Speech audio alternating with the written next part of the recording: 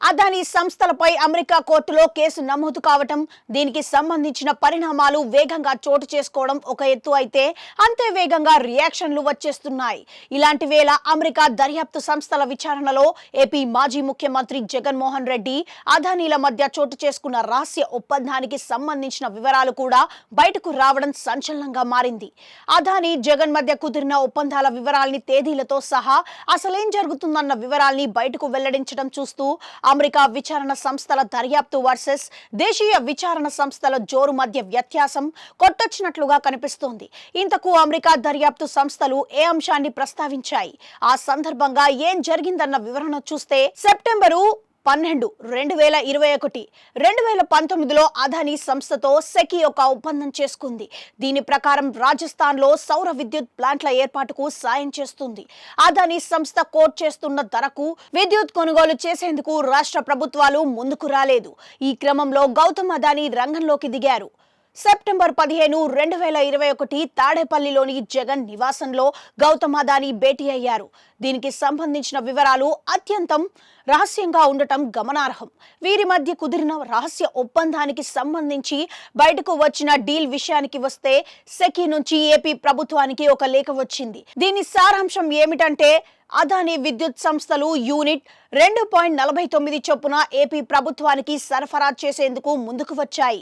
25 ఏళ్లు ఆ విద్యుత్ను కొనుగోలు చేసేందుకు తమతో ఒప్పందం చేసుకోవాలని ఏపీ విద్యుత్ శాఖ కార్యదర్శికి లేఖ రాశారు. సాధారణంగా ఇలాంటి ప్రతిపాదనలు వస్తే సదరు శాఖ కార్యదర్శి సంబంధిత మంత్రి పరిశీలన తర్వాతే ముఖ్యమంత్రి ముందుకు పెడతారు. ఆయన ఓకే చెబితే కేబినెట్ లో చర్చకు పెట్టి ఆమోద ముద్ర చేస్తారు. 2021 సెప్టెంబర్ 16న సాధారణంగా ప్రభుత్వంలో పని అంటే దానికి పట్టే టైం గురించి తెలిసిందే. అందున వేల కోట్ల రూపాయలకు సంబంధించిన అంశం అన్నప్పుడు ఆలస్యం సహజం. అందుకు భిన్నంగా ఈ ఎపిసోడ్ చోటు చేసుకుంది. సెకీ నుంచి ఏపీ విద్యుత్ శాఖకు వచ్చిన ప్రతిపాదనకు జెట్ స్పీడ్ స్పందన లభించింది. సెకీ నుంచి లేఖ అందిన తర్వాతి రోజే మంత్రివర్గ సమావేశ అజెండాలో పెట్టేశారు. రాష్ట్రంలో 6,600 మెగావాట్ల సౌర విద్యుత్ ప్లాంట్ల ఏర్పాటుకు అప్పటికే పిలిచిన టెండర్లను రద్దు చేసి సెకీ నుంచి విద్యుత్ కొనుగోలు చేయాలని కేబినెట్ భేటీ తీర్మానించింది. ఇక్కడ ప్రస్తావించాల్సిన అంశం ఏంటంటే, జగన్ ప్రభుత్వం తరచూ ప్రస్తావించే టెండర్లు, రివర్స్ టెండర్లు లాంటి చర్చలోకి వెళ్లకుండా ఇష్యూ క్లోజ్ కావటం.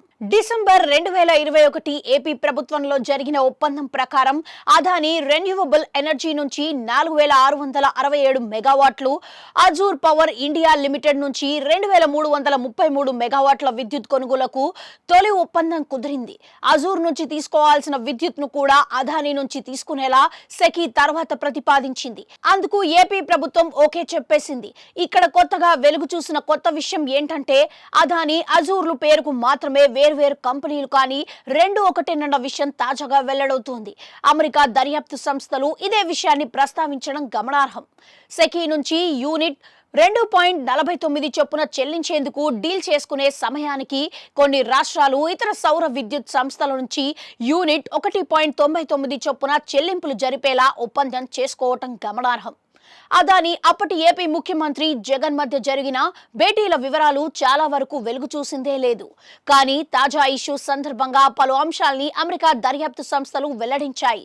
అన్నిటికీ మించి భేటీలకు సంబంధించి తేదీలతో సహా వివరాలు వెల్లడి కావటం చూస్తే, రానున్న రోజుల్లో జగన్మోహన్ రెడ్డి కూడా ఇష్యూలోకి వస్తారా అన్నది ఇప్పుడు చర్చగా మారింది. ముడుపులు చెల్లించే క్రమంలో ఎవరెవరు, ఎక్కడెక్కడ, ఎలా కలిశారు, ఎలాంటి ఉత్తర ప్రత్యర్థులు జరిగాయో ఆధారాలతో సహా వెల్లడించిన వైనం ఇప్పుడు సంచలనంగా మారింది.